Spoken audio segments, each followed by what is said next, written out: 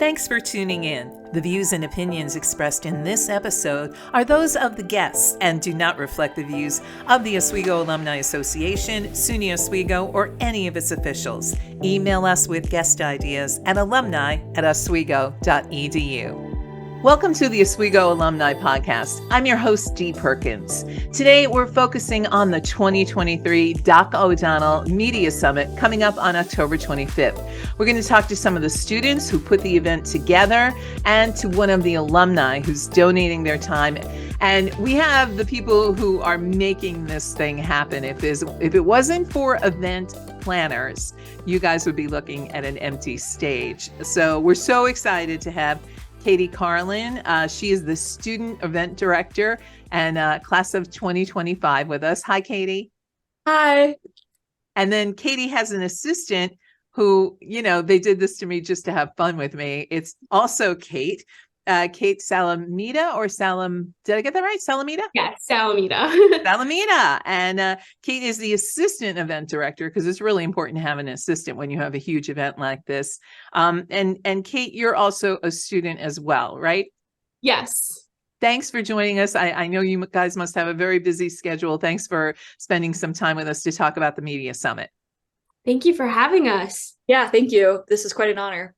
So Katie, let's start with you. I imagine what happened is last year there was a media summit, and at the end of the media summit, maybe they reached out to you, or was it a couple of weeks ago they said, would you like to run this? So it's actually kind of a funny story.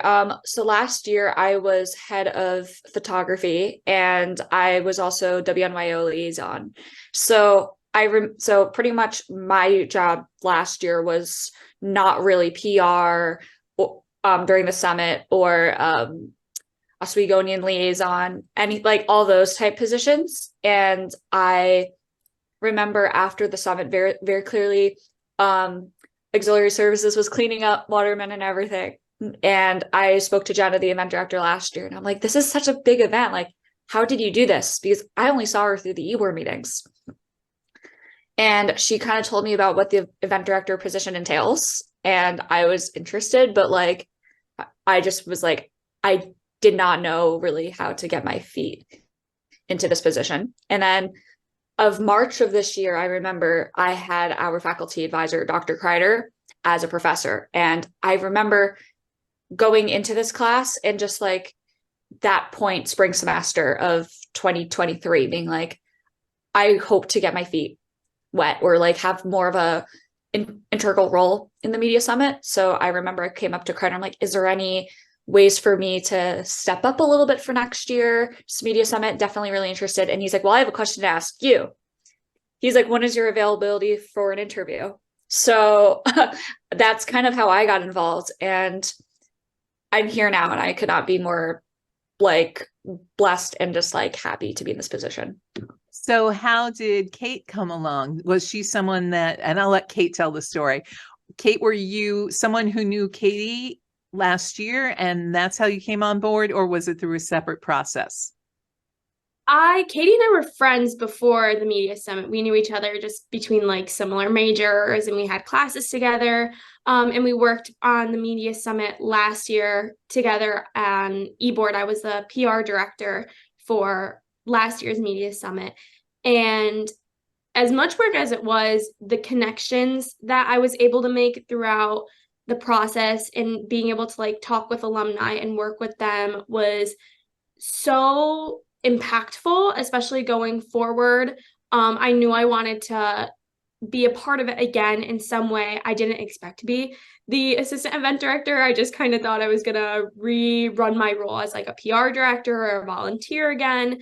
But Dr. Kreider, who is our advisor for the Media Summit, pulled me aside after class last spring and was like, are you interested in being an event director? And I was like, Dr. Kreider, that sounds so amazing, but I don't know if I'm going to have the time to be an event director because I'm a student athlete. So I have sports in the fall as well. And I was like, but I'm very interested in if you would have an open position for the assistant event director. I think that would be a little bit more up my alley. And he was like, let's meet for a meeting then. We can interview. And then I went in for my interview and Katie was there. And, we just kind of talked about what we wanted to do this year for the summit versus last year. And since we had both been previously involved, we just kind of clicked and like we're on the same page about a bunch of things, and and here we are now. And you set the next question up perfectly. Katie, when you started to plan this year's summit, what did you decide you wanted to do that would be different from last year? There was a lot of different things I wanted to do. It was mostly within our e-board, first of all. I wanted to make sure to give a lot of our e-board say. And like, don't get me wrong, we had a lot of say last year, but I really wanted to give them a lot of autonomy because a lot of our e-board is very involved on campus and just has a lot of like experience before this. So I wanted to give them, if they had an idea, I wanted them to run with it. And I also wanted to like include Kate and I remember we talked about this, like including questions that like were pre-planned questions for the panelists. So we wanted to make sure to have like interactive ideas before the summit, like tabling. So just to really get more student outreach. And the goal that I remember when I got this position, I told Dr. Kreider and Kate, like, I want to get our audience outreach, not just for our department. So whether that is business, psych majors, just like anybody, just to be interested in media. Oh, and it's been my experience to work on a board like that. And I'm going to put you on the spot. We're thankful of everybody. We know everyone had a great idea that you're not going to remember, but I'm going to put you on the spot and say, what is the idea that you got from the e-board that still kind of gets you in your heart and says, I'm so glad I did this? I mean, that is so hard. There's so many because we have, Kate can definitely attest to this too. We have such an amazing e-board, and both of us, and not just our e-board, our dean's committee, like everyone has been so putting their 100% all into like every little small detail, and everything has been running really smoothly. So I would say the reason, like one of the moments that stand out to me is our brainstorming sessions. So for example, we were trying to develop social media posts, and everyone was like, oh my God, I have this really exciting idea to post this certain type of post, like whether it's a video or like, I remember someone was like, I know these people from my Com 100 class that can help you as a volunteer. Just like everyone kind of talking with each other in person and just collaborating is like the moment where I really got a lot of gratification, being like, this is something I'm really passionate about.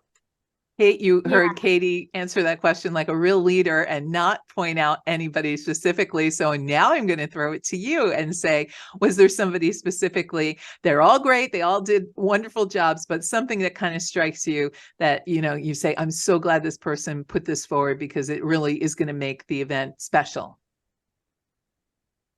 Yeah, I can take this one. Going off of what Katie said, we have a fantastic e-board and everybody's super collaborative and creative, which is so important. But I will give so much props to our PR team of Bailey, Becca, and Olivia.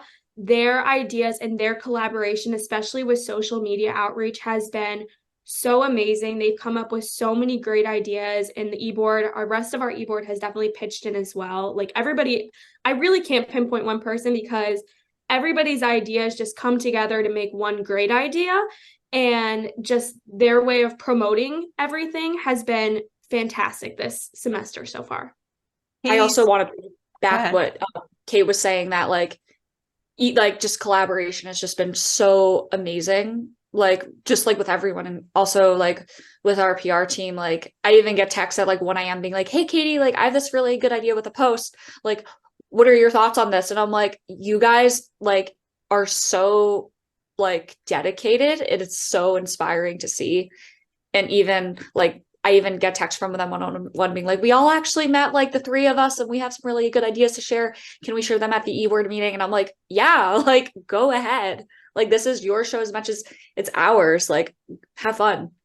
So right. Katie, why don't you tell us about the event? What can people expect for the entire day? Yeah, so we have a pretty jam-packed day for October 25th, so make sure to mark it on your calendars. We have So this year is the theme behind the scenes in Hollywood. So we have some alumni that are going to be speaking in some SCMA classrooms, which is the School of Communication, Media, and Arts. And they are going to be talking about their experience within the entertainment industry. So think about the fields in Hollywood that you don't really get to hear much about their stories. So they're going to be speaking about that in classrooms. And then for the main panel, which is at Waterman Theater at 3 p.m., which is going to be moderated by Megan Mazzacone. That is what students can expect of just hearing all these like little behind the scenes stories, experiences that you don't really get to hear from people behind the scenes. So both of you are juniors working on this event. What do you take away from it in terms of your expectations of what will happen when you graduate? Katie first. I don't know exactly how it'd go, but I think I have the certain skill sets that can make me be successful after I graduate. And the other path I'm thinking about is counseling and mental health counseling, which is an area I'm also really passionate about. So I feel like I can sort of translate both of my interests from PR and psych into either one of those fields. But whatever I do, I hope to do it successfully. And how about you, Kate? I think something that, my biggest takeaway from last year is obviously just creating these connections with Oswego alumni. I think it's so crucial, and being able to talk to them and listen to what they did to get where they were, how they were involved on campus, just also gives me a sense of just confidence, knowing I am on the right track, and hearing that the involvement with our media orgs like WTOP, the Oswegonian, WNYO were huge building blocks to how they got to where they are in their career, and knowing that I'm doing the same thing just gave me like that reassurance of, okay, I'm doing the right things, I'm setting myself up for success. And just hearing them say, when they look for interns in the future, when they look for future employees, these are the qualities that they're looking for, and knowing that like, how can I better myself so that way when I do apply for jobs in 2 years, which is crazy to think, I'm setting myself up for success, and having those qualities that employers and, workers are looking for. I think the best thing that you kind of get to experience is, I'm sure the professors that you've taken talk about the alumni and how strongly we feel about hiring Oswego grads, and how strongly we feel about our college. I think you hear those stories, and maybe there's a part of you that says, is that true? Now that you've actually met the alumni, Katie, you first, do you really see how much we really love our school? Oh my gosh. Yeah. So like I went to the Comm Studies triannual dinner, like, what was it, last week? And let me tell you, some of the stories that I've heard are just truly remarkable. I've met some people who've known each other, like their classmates since freshman year, being best friends up until now. And the fact that everyone is so passionate about being a Laker, and where like pretty much all of us have these same interests. So whether it's from doing WTOP or WNYO, it's just like everyone's so passionate, and there's just so many connections that will stay with you from now until you graduate. And I honestly could not be more grateful that I can connect with these alumni. And Kate, yours is doubling up, because not only are you a member of the alumni comm family, but the sports family is also very strong. Do you get that feeling? For sure. I really do get the best of both worlds, where, even for alumni, seeing former student athletes come back. And I was also at the Comm Studies dinner, and being able to talk with former alumni, the bond is so strong. And, it's really just amazing to see. You have so many fantastic alumni, even big names like Al Roker, who years and years after graduating still come back to support students in the comm organization, whether he's visiting on campus. He came on campus last year to do a news report and teach classes, and just to really mentor and guide students, because it really is a confusing time, and having people who have been there and done what we're doing now just to kind of help guide us through, difficult times and weird situations in college has been so helpful, and just has relieved a lot of my stress as a student. Well, I'm Yeah. so excited for you. This sounds like it's going to be an unbelievable summit. So, Katie, one last chance to promote it. Not only can come studies, your point was everyone is invited to this event, correct? 100%. Yeah, this is a theme that is literally, I feel like, has some type of personal connection to anybody. Like, I feel like media just has really taken over everyone's lives. So I feel like even just hearing from all these professionals and alumni that have such amazing stories who were right in our seats in this moment, that I feel like even a student who's not even remotely in these majors that seem very like specialized, I feel like even those who like movies or TV shows or anything, I feel like anybody will be really excited to attend this year's summit. So please save the date, October 25th. Can't wait to see you there. Awesome. I'm so excited for you. I have to say, I'm so excited for your passion for the subject matter too. I guarantee you guys are going to be great once you graduate. Well, you're great now. Thank you. Thank you. Right now, I'd like to welcome today's guest, Christy Somers. With over 8 years of experience in nonfiction television industry, Christy holds multiple production credits across popular entertainment networks such as MTV, TLC, A&E, HGTV, The Cooking Channel, Food Network, Travel Channel, and more. Jumping from pre-production planning to directing shoots in the field, Christy now works in post-production as a story producer for MTV's Help, I'm in a Secret Relationship. Oh yeah, I love saying that. With a focus on lifestyle content and docuseries, her prior producing roles range from hit shows like Cooking Channel's Man vs. Food, a very favorite here at Perkins household, and popular spin-offs from TLC's 90 Day Fiancé. She's based in New York City in Queens. Shout out to Queens. Christy previously graduated from SUNY Oswego in 2015. She had a degree in broadcasting and mass communication, as well as cinema and screen studies. Sitting on the Student Leadership Advisory Board, Christy spent a majority of her time at WTOP, similar to me back when it was WOCR. So hopefully you still got good grades, because I know what that is like. She served as a general manager as her senior year. Christy, thanks for joining us. You're just great. Oh my God. Yeah, of course. Thank you for having me. I'm so excited to get into it all. First off, you're going to be at the Dr. O'Donnell Media Summit. Tell me what your role is at the summit. I'm super excited about this year's theme. I've been waiting every year for something to be about the entertainment side. So I can, kind of educate the students on all the different opportunities that there are in that industry. So yeah, I'm really excited to get to know everyone. I love that you have a career where you started out in the pre-producing side and now are pretty much all the way at the point where you're putting together stories that are going to engage viewers. Tell me a little bit about how you made your way up. That's what the kids are going to want to know. How did you make your way up from pre-producing all the way up to a story editor? Sure. So, there's 3 sections of, I call it unscripted television, nonfiction television, that you can work in. There's pre-production, there's production where people are actually going into the field with these crews and shooting everything. And then there's post-production. So, it's funny you say that, because actually people can continue to move up in either direction, really.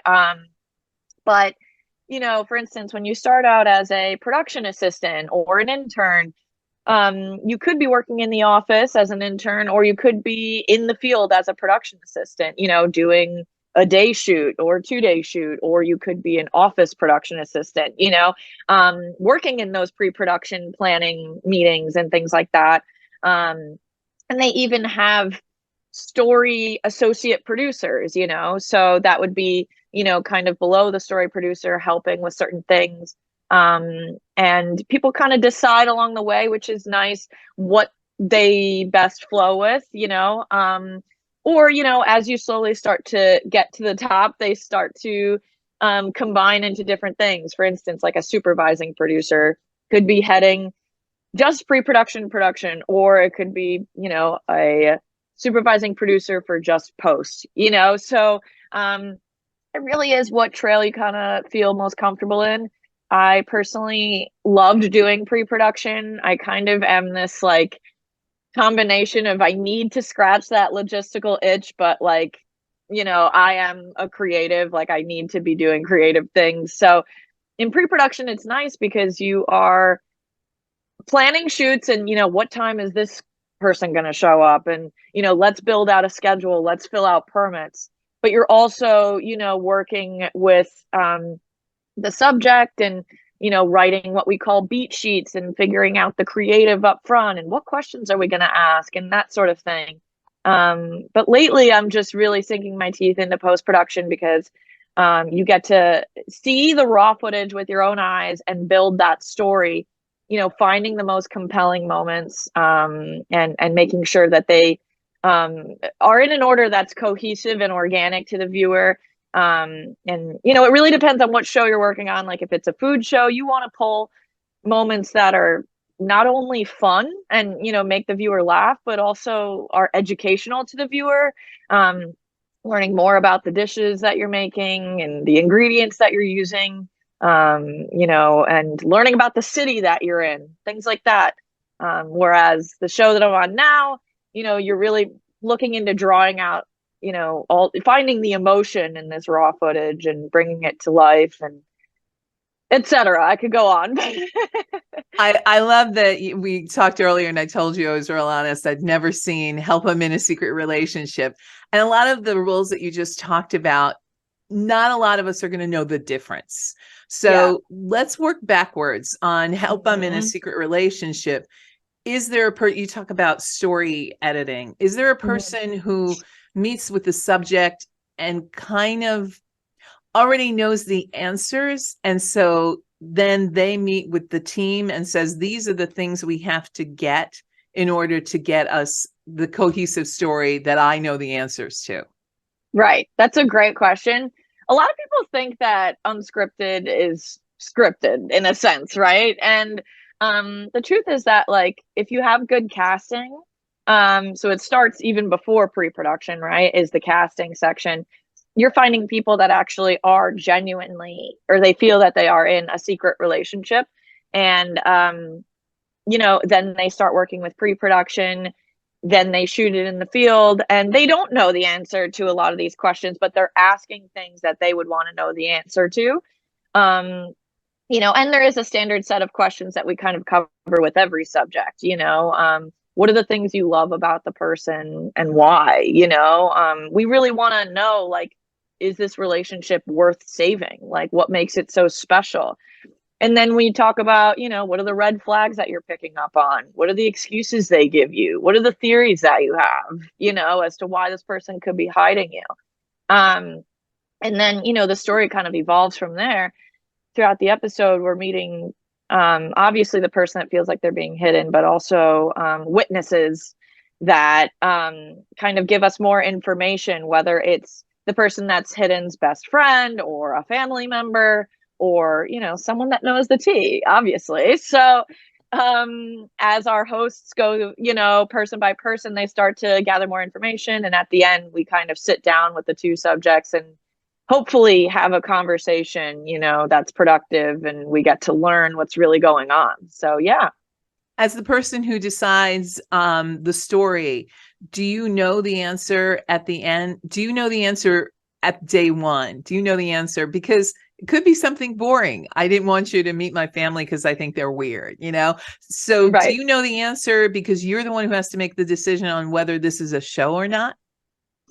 No, I'm not the person that makes the decision on whether it's the show or not. I do get all the raw footage pretty much up front.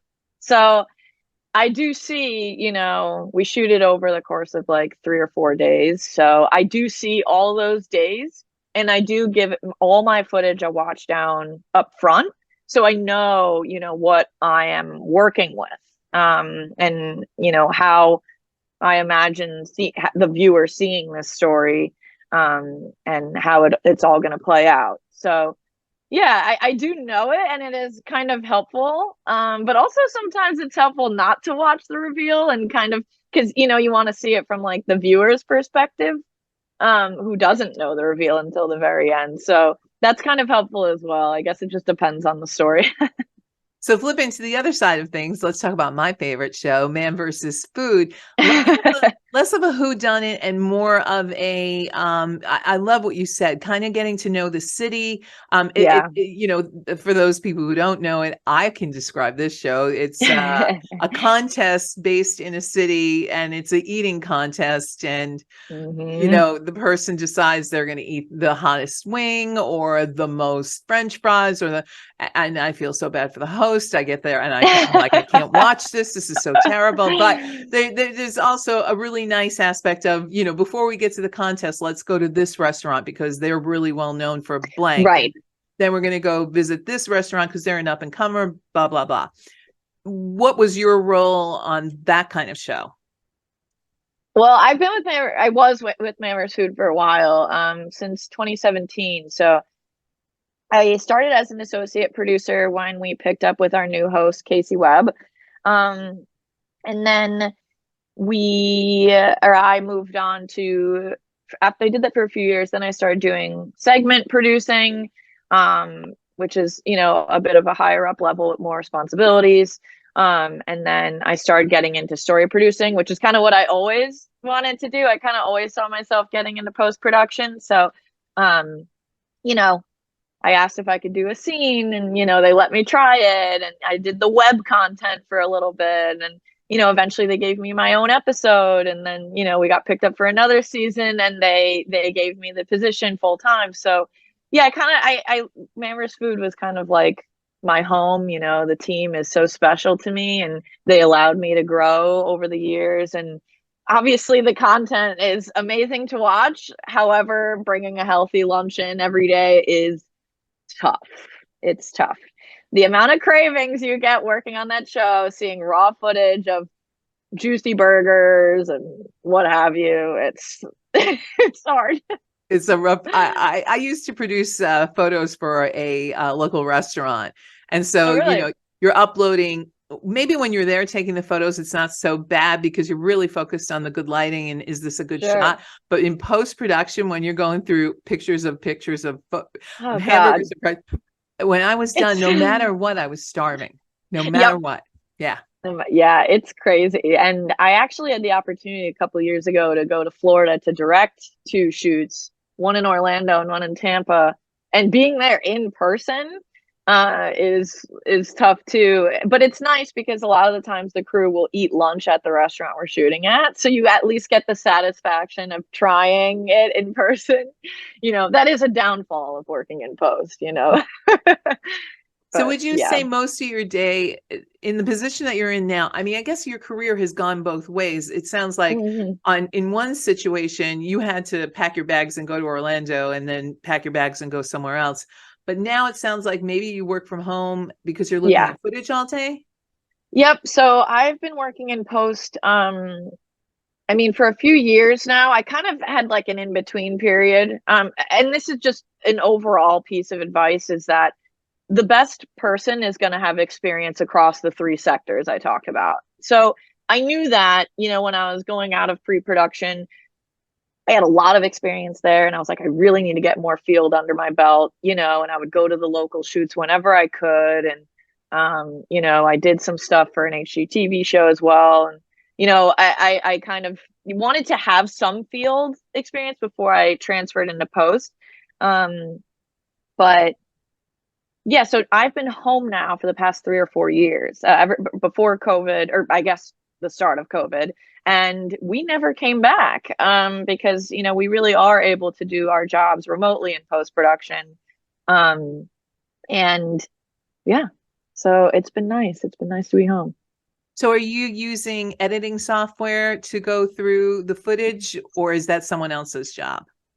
No, that's me. So like a little context, we have story producers and we have editors. So, and you said story editors before, and it's funny, the story editor position actually exists in scripted media. And it's all the terminology kind of changes between scripted, unscripted,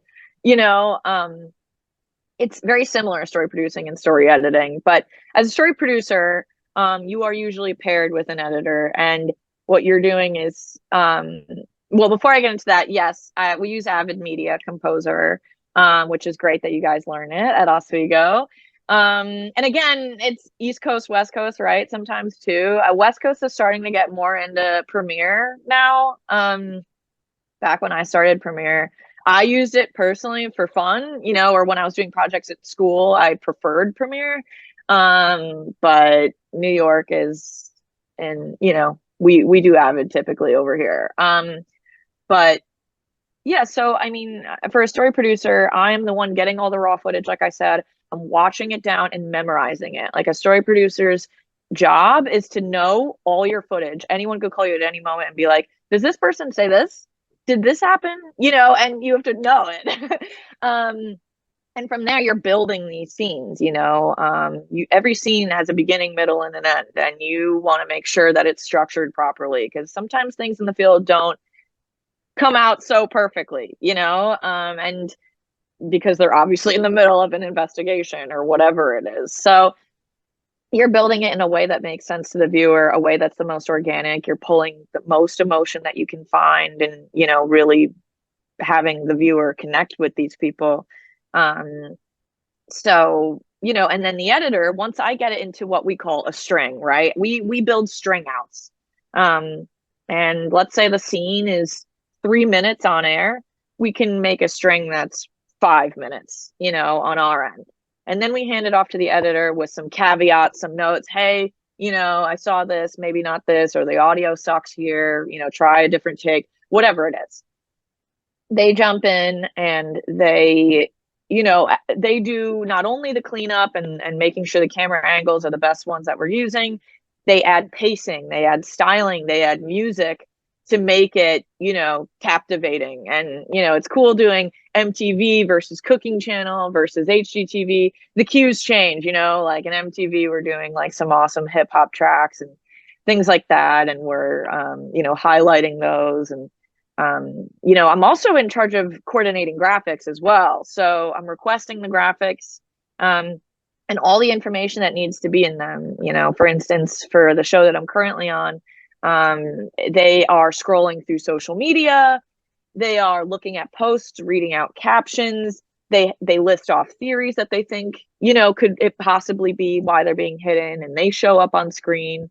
We have IDs where we see the person that we're going to see, the next witness. We see what they look like, their name, etc. So, we're kind of in charge of tracking all that as the story evolves over time as well, or if things change and whatever, and requesting those and making sure those are correct as well. So that's kind of like, that scratches my logistical itch, I have to say, but yeah, it sounds like a lot. How many, you mentioned that you work until, was it 8 o'clock at night? Yeah. Yeah. Yes. So 10 to 8. Crazy. Yeah. How many days do you spend working on one? So what is, from beginning to end, how long does it take to produce one episode? It depends. So right now, the show that I'm on is an hour, or 43 minutes, technically, TRT. Something like Man vs. Food is 22 minutes. So, obviously the production schedule is changing. It could be anywhere from like 3 weeks to probably more than that, probably a month to 2 months, 2.5 months. But, you're also doing multiple episodes at once oftentimes. So, while your editor has your scene, which, by the way, you do get back and you're noting, hey, change this, do that. And also the story, we actually need to, say this because we added in this piece of information. Don't forget. You're also like just balancing starting a new episode and watching new raw footage, or you're writing voiceover. You're also not scripting, right? I mean, we're not scripting what these people say, but after, there's a ton of voiceovers that the hosts say, we're in Georgia and we're going to see this person and this person, and we just found out this piece of information, and hopefully they have more information for us to unfold, whatever it is. Or for Man vs. Food, we're talking more about the dishes that we're learning about, the people that we're meeting, the city that we're in. So yeah, it's 2 months, but right now, approximately, for what I'm on. But that's an amazing piece of information. It's a lot of hats. The average viewer never in a million years would have guessed 2 months on one episode. Based on everything that you just told me, I started doing the math saying, whoa, this takes a lot of time. Well, it's 4 days worth of footage, and all of it needs to get cut down and, worked into something that's shorter, obviously, and, captivating. I mean, like, for one scene, it's like 3 hours worth of footage. So you're also marking the best moments as you go, making your selects, things like that. Reading a lot of times we get transcripts, reading the transcripts, and sometimes that helps us quick search if we're looking for a certain word or a certain whatever. So yeah, there's a lot that goes into it. It's not just being in front of the avid. Like I said, there's graphics, there's, collecting cast assets and using them to your advantage, like different photos of them and the person, and how does this, come into the graphic? What are the best ones? As well as, building lower thirds and, writing those VO scripts and things like that. Problem solving, network notes. That's the one thing I was missing. Most of my job is notes, really. Not just providing the editor with notes and working like as a team with the editors. I'm always on the phone with editors. What if we did this? What if we did that? But also, we have our own showrunner giving us notes, and we have to go through rounds of those. And then the network has and this is standard, sometimes there's more than this, a rough cut. Well, first of all, there's an internal rough cut with the production company. They see it, and the vice president or whoever it is of production, EIC, executive in charge, will make their own notes. Then we do those. Then there's a rough cut with the actual network. Then there's a fine cut. Then there's a picture lock. Then there's a locked cut. And then after that, it also needs to go through audio mixing and color correcting and, things like that. So, but sometimes there's a rough cut too. That's when it gets a little crazy. So, it's also keeping in mind, what is the network like? What is the demographic for that network? Things like that. It's helpful to keep in mind for sure. Yeah. Huge difference between MTV and HGTV. Exactly. Yep. Yeah. Mm-hmm. Yep. So the wording, right? How you're writing VO and things like that, and phrases, and, I try to stay in between as a neutral millennial, with my catchphrases or whatever it is, like, for instance, MTV hates punny, Cooking Channel loves punny, it's, you get used to it after a while. Yes, Food Network loves punny. Yeah. Yes. Hey. Yeah, TLC loves funny, like really, hilarious moments. Like, the viewers love that, capturing those little not off the record, but like, you know what I mean, for like 90 Day Fiance, things like that. Like, we do clip shows, and like, because the people at the end of the day, they love the cast, right? They're invested in them and their personalities, and we try and bring out that personality, like what they truly are like. So a lot of times it is like comedy and things like that.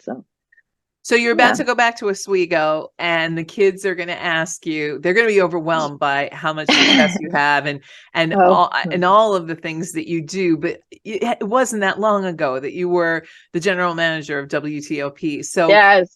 What advice are you going to give them in saying, here's what I did at Oswego, and here's how that led to my success? Well, that's like actually most of the reason why I'm coming back. Like, my heart is with Oswego and WTOP. Like you said, like, all my waking hours were at TOP. I managed to get by with the grades, but truthfully, no, I did fine. But truthfully, like, TOP was my home. I spent all my time there. And the one thing that I never learned about was like unscripted opportunities. Like, it kind of just fell into my lap a little bit when I graduated. I didn't know what I wanted. I wanted to do something in entertainment, and I was like, I have to be an NBC page, or I have to be, working for the big networks or whatever it is. And, those jobs are amazing, too. Like, you have some people working at the Today Show or, whatever, talk shows, But if you want to see those shows that are in those networks that are, typically categorized as unscripted or reality, those are not made by the big networks. They're made by small production companies that are hired by the networks. So if you really want hands-on, like watching raw footage and putting it together or being on set with these characters, a lot of the times it's under a production company. So, I didn't know that. And I want to educate them and teach them more about it. But nonetheless, I learned so much, at Oswego about, just the TV industry in general.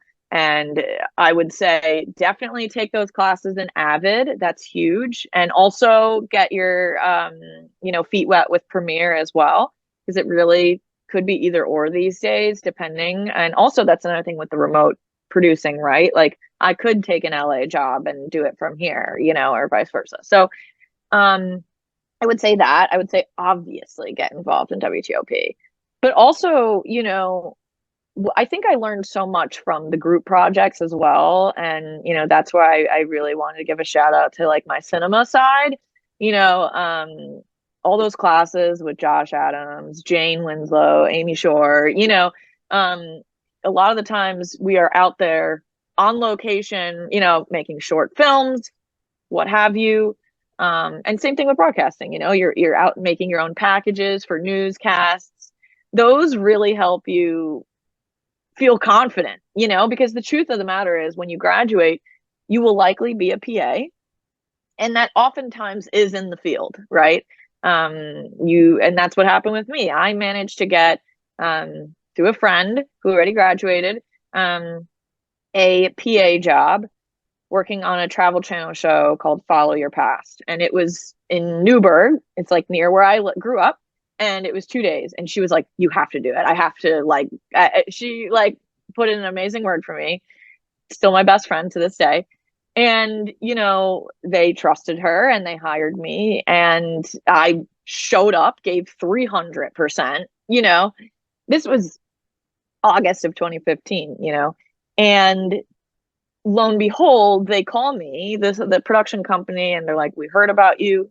We need an intern. And I'm like, yes, because I wanted to be in the office. I wanted to be full time. I was supposed to be an intern for, I think, 10 weeks and, running errands, very typical intern stuff. 4 weeks later, they had an opening as a PA, an office PA for Junk Food Flip for Cooking Channel. And that was it. And they loved me, and because I worked my ass off. And, from there, it just kind of evolved. And I was really happy to get into a food show because I'm big into like the lifestyle television. So, is it chance? A little bit. Is it networking? Definitely, which is why I'm just so excited to like talk to them about all that stuff as well. It's also about just getting to know the production companies, and there's, I can name 15 to you right now, that are small production companies that you can get in touch with or make contacts with and things like that. And they'll keep you in mind, if you make a good impression and they really need someone, so yeah, that's probably a long drawn out answer to your question, but oh no, I loved every minute of it. I'm hanging on your every word. I two last questions. I always say last question, but a lot of times we're hearing now that everything's a gig economy, that you're working on something and there is no such thing as a full-time job. Is that the way it's working right now with production companies? Well, actually, I'm glad you mentioned that because that's something I want to talk to the students about too, is freelancing, right? It's like this scary bugaboo word as a student. I was like, I'm not going to freelance, it was something that I didn't ever consider or want for myself, with that being said, I am so happy that I freelance. I love it. It provides you with so much flexibility. And, I just jumped into that Travel Channel thing, right? And then all of a sudden I'm interning and it's for 10 weeks. It's not forever, and then the next thing comes and the next thing comes, and eventually your network grows larger, right? If you continue to do a good job and you know, put yourself out there and really work to learn more, you know, that's important too, you know, always asking questions, always considering what your next step is, and doing whatever it takes to get there, you know, like meeting the right people, learning the right skills, etc. But yeah, I think that I really want to make sure that people aren't scared of freelancing, because, you know, freelancing, like the truth of the matter is that, you know, you might have a month in between your next gig, or 2 weeks, right? Or whatever it is. But these gigs, they pay more, you know, because they're freelancing, you know? So, you know, it's just about being smart. It's about having a savings account. It's about knowing what your next move is. It's about sending out your resume 3 weeks before you wrap your current project and be like, hey, I'm about to be available, to all your closest people. And ideally, they love you and they call you and they have something coming up, you know? And, you know, I think also it depends on what you do. With pre-production and post-production, those gigs tend to be a little bit longer. In the field, you know, they tend to be a couple days at a time. But sometimes those could be for, like, you know, let's say you were working on my show. I've been on it for a whole year, this show, and I'm wrapping soon. And that's a little bit longer than typical shows last. But, you know, the field, it's been mostly the same crew. So, you know, they're traveling too for a whole year, and, you know, everyone has their regulars, you know. The goal is to, like, be a regular and be someone that is the top of people's list, you know, when they need someone. And yeah, so for instance, right now I'm sending out my resume to people trying to figure out the next thing, and, you know, it's all a part of the process. And at first it was scary, right? You know, and for the past, I've been in this industry for what, I don't know, 7 years now, 8 years. I don't feel that way anymore. I don't get scared about what's next. I don't, because I'm confident in my network. I'm confident that, you know, I've built enough skills where I could, you know, apply for a field producing job, or, you know, like, it doesn't have to be specifically what I do now, because I've tried my best to really get as many skills across those three things, like I said, you know, pre-pro, pro, and post, you know. So yeah, I highly recommend, you know. And it's really great too, because you can, if you want to take that 2-month trip to see your family in Italy, do it, you know. Like, you can go into a job that's, let's say, 4 months, and say, well, I already had this 2-week vacation planned, and they'll be like, okay. You know, if it works for their schedule and they can work around it, then they'll do it, you know. So it's kind of nice building your own schedule in that way. Or if you feel really overwhelmed, you know, I got married last year, and you know, I took some time off before the wedding to really, you know, get my life together. And that was so helpful. You know, it's all about finding the balance, because, you know, it can be a ton of work, like you said, like 10 to 8 every day. Like, the hours are a bit crazy depending what you're doing. 12 hours in the field, sometimes more, you know. Some production companies are 10 to 7, but at the end of the day, like, it's not your average 9 to 5, right? So it's nice to take time for yourself. And production companies now, you know, I think there's a lot of I don't know what the word is, I guess, like, myths about, you know, these companies. And the truth is that now they do pay for a lot of holidays, and, you know, they do give you overtime, and, you know, they've really evolved over time. Like, a lot of these production companies, like, technically I'm non-union, I'm a non-union person, but some of the companies are considered union. So they do offer insurance, and, you know, a certain amount of vacation days and things like that. So it's nice. Yeah. It's moving along. Yes. Every year I feel like the benefits get better, you know, which is really great. I'm hoping by the time these kids graduate, it's even better. So So my last question, my real last question, is always the Oscar speech. If gosh. you won an Oscar, or an Emmy would probably be more appropriate here, and you got on stage, who from Oswego would you thank for putting you in the position that you're in right now, that you're so successful? That is so tough. You're putting me in a really tough place right now.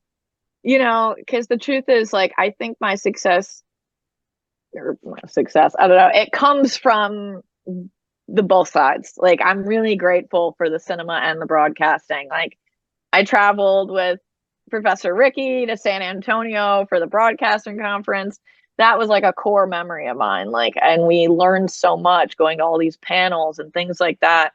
Um, you know, I'm going to give but you a hint. also You mentioned your first job was an Oswego person. my first job. Yeah, the first PA job that you got in Oh, Bruce. well, that's my friend. So I would say shout out to my girl, Kelsey Valentine. She's a student that was my age, or so she graduated a year before me. But I would also like shout out to Amy Shore, Josh Adams, Jane Winslow, like I said, like all these people like made my career there so special. And they treated me not just as a student but as a friend. I felt like I could talk to them about anything. They helped with my short films. They donated their time to interview at TOP, whatever. I called them in the middle of the night being like, can you do this, can you do that, or can you help me with this? They were always there for me. And that's like why I really love Oswego, and it being like big fish, small pond, in that sense, and getting that special attention, I guess, from your professors. I'm actually really excited to see all of them. And there's so many more to name too, yeah. So. And what about Oswego do you feel made you you talked about when you left and you got that first PA job, it wasn't what you expected. You're getting coffee for people. Do you think, right? Take out the trash, stupid Absolutely. things like that. What prepared you to kind of have the attitude, that's okay, I'm here to do this?